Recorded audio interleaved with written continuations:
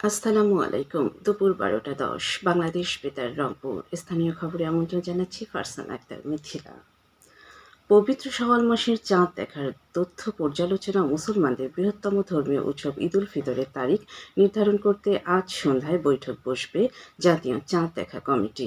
গতকাল ইসলামিক ফাউন্ডেশনের সংবাদ বিজ্ঞপ্তিতে জানানো হয়, ঢাকায় বায়তুল মোকাররমের ইসলামিক ফাউন্ডেশনের সম্মেলন কক্ষে সন্ধ্যে ৬টায় বৈঠকটি অনুষ্ঠিত হবে।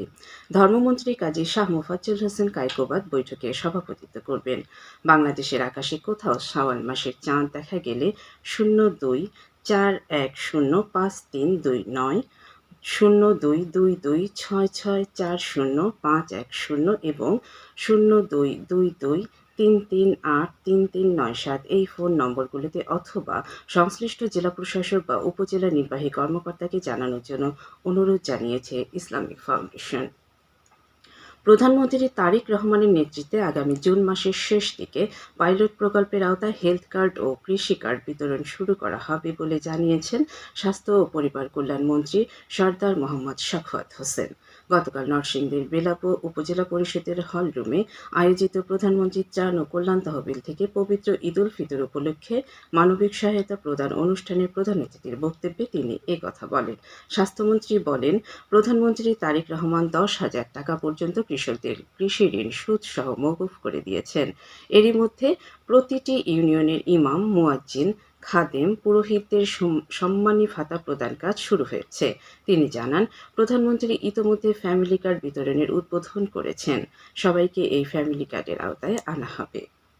পবিত্র ঈদ উল ফিতর উপলক্ষে রংপুরের বদরগঞ্জ ও তারাগঞ্জ উপজেলায় এবং বদরগঞ্জ পৌরসভার ৫০০ অসহায় দুস্থ পরিবারের মধ্যে প্রধানমন্ত্রী ত্রাণ তহবিল থেকে প্রাপ্ত নগদ ১০ লাখ টাকা বিতরণ করেছেন সংসদ সদস্য এটিএম আজহারুল ইসলাম। এ উপলক্ষে গতকাল বদরগঞ্জ পৌর এলাকার মেরিট কেয়ার স্কুল প্রাঙ্গণে এক অনুষ্ঠানের আয়োজন করা হয়। উপজেলা নির্বাহী অফিসার আঞ্জুমান সুলতানা এতে সভাপতিত্ব করেন। এখানে বদরগঞ্জ উপজেলার ১০টি ইউনিয়ন এবং পৌরসভা এলাকার ৩২৫টি অসহায় দুস্থ পরিবারের মধ্যে ২,০০০ করে নগদ টাকা বিতরণ করা হয়। পরে এটিএম আজহারুল ইসলাম তারাগঞ্জ উপজেলার স্থানীয় কামিল মাদ্রাসা মাঠে আয়োজিত অপর এক অনুষ্ঠানে উপজেলার ৫টি ইউনিয়নের ১৭৫টি পরিবারের মধ্যে ২,০০০ করে নগদ টাকা বিতরণ করেন। এদিকে পবিত্র ঈদ উল ফিতর উপলক্ষে রংপুর সিটি কর্পোরেশনের কর্মচারীদের মাঝেও গতকাল ঈদ সামগ্রী বিতরণ করা হয়েছে। সিটি কর্পোরেশনের সভাকক্ষে আয়োজিত এই বিতরণ অনুষ্ঠানে প্রধান অতিথি ছিলেন সিটি কর্পোরেশনের প্রশাসক অ্যাডভোকেট মাহফুজুর নবী ডন। জুলাই যুদ্ধে নিহত কুড়িগ্রামে বিএনপি ও এর অঙ্গ সংগঠনের নেতৃবৃন্দের পরিবারকে প্রধানমন্ত্রী তারেক রহমানের দেয়া ঈদ উপহার প্রদান করা হয়েছে। গতকাল নিহত পরিবারদের মাঝে ঈদ উপহার হিসেবে নগদ অর্থ তুলে দেন নবনিযুক্ত জেলা পরিষদ প্রশাসক ও জেলা বিএনপির সদস্য সচিব সোহেল হোসনাইন কায়কোবাদ।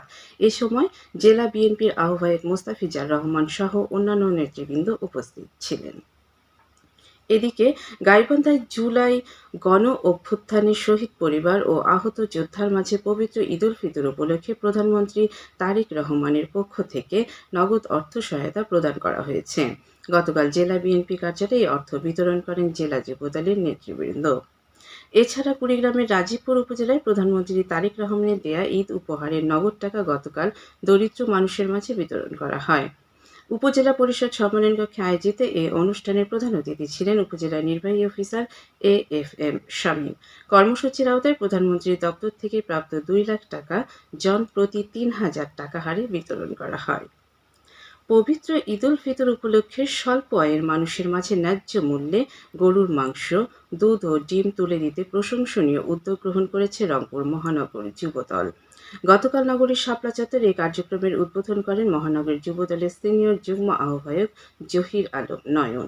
এখানে বাজার মূল্যের চেয়ে কমে ৬৫০ টাকা কেজিতে গরুর মাংস বিক্রি করা হচ্ছে। লালমনিরহাটের পাটগ্রামের সড়ক পরিবহন আইন অমান্য করে মহাসড়কে অবৈধভাবে বালু পরিবহনের দায়ে ৫টি ড্যাম ট্রাককে ৫০,০০০ টাকা করে মোট ২,৫০,০০০ টাকা জরিমানা করেছে ভ্রাম্যমাণ আদালত। গতকাল পাটগ্রাম থানা পুলিশ এই ট্রাকগুলো আটক করে। পরে উপজেলা নির্বাহী অফিসার ও নির্বাহী ম্যাজিস্ট্রেট তানভীর হোসেনের নেতৃত্বে এই আদালত পরিচালনা করা হয়। এবারে জানিয়ে দিচ্ছি সাহারি ও ইফতারের সময়সূচি। রংপুর ইসলামিক ফাউন্ডেশনের দেওয়া সময়সূচি অনুযায়ী আজ রংপুরে ইফতার হবে সন্ধ্যে 6:15 এবং আগামীকাল সাহারির শেষ সময় ভোর 4:49। সবশেষে আবহাওয়া। আজ সন্ধ্যে 6টা পর্যন্ত পূর্বাভাসে বলা হয়েছে দেশের অভ্যন্তরীণ নদীবন্দরগুলোর জন্য কোনো সতর্কবাণী নেই এবং কোনো সংকেতও দেখাতে হবে না। খবর শেষ হলো। আমাদের পরবর্তী স্থানীয় খবর প্রচারিত হবে বেলা 2:05।